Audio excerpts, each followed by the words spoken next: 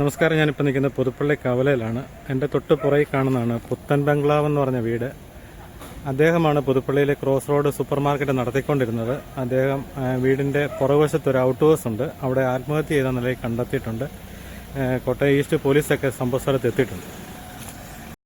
പുതുപ്പള്ളി കവലയിൽ cross road എന്ന പേരിൽ സൂപ്പർ മാർക്കറ്റ് നടത്തി വന്നിരുന്ന പുത്തൻ ബംഗ്ലാവിൽ ജേക്കബ് മാത്യു 72 വയസ്സാണ് വീടിന് തൊട്ട് സമീപത്തുള്ള ഷെഡിൽ ആത്മഹത്യ ചെയ്ത നിലയിൽ കണ്ടെത്തിയത്. പുതുപ്പള്ളി കവലയ്ക്ക് തൊട്ട് സമീപം തന്നെയാണ് അദ്ദേഹത്തിൻ്റെ വീട്. കീഴാറ്റുകുന്നിലേക്ക് പോകുന്ന റോഡ് സൈഡിൽ തന്നെയാണ്. ഇതാണ് ഔട്ട് ഹൗസ്. ഇതിനുള്ളിലാണ് ആത്മഹത്യ ചെയ്ത നിലയിൽ കണ്ടെത്തിയത്.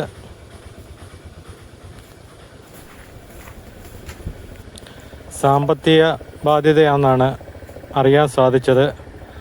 അദ്ദേഹത്തിന് 2 ആൺമക്കളായിരുന്നു. ഒരാൾ കുറച്ചുനാൾ മുമ്പ് മരണപ്പെട്ടതാണ്. അദ്ദേഹത്തിൻ്റെ ഈ പുതുപ്പള്ളിയിലെ ഈ വീട് മറ്റൊരാൾക്ക് ഒറ്റയ്ക്ക് കൊടുത്തിരിക്കുകയായിരുന്നു. അതിൻ്റെ മുകളിലത്തെ നിലയിലായിരുന്നു അദ്ദേഹം കുടുംബത്തോടെ താമസിച്ചുകൊണ്ടിരുന്നത്. ഇന്ന് ഉച്ചയ്ക്ക് ശേഷമാണ് അദ്ദേഹത്തെ മരിച്ച നിലയിൽ കാണപ്പെട്ടത്. പഞ്ചായത്ത് പ്രസിഡന്റ്, വാർഡ് മെമ്പർമാരെ അടക്കം എല്ലാവരും സംഭവ സ്ഥലത്ത് എത്തുകയായിരുന്നു. ഇൻക്വസ്റ്റ് നടപടികൾക്ക് ശേഷം ഇന്ന് തന്നെ ഹോസ്പിറ്റലിലേക്ക് മാറ്റുമെന്ന് അറിയുന്നു.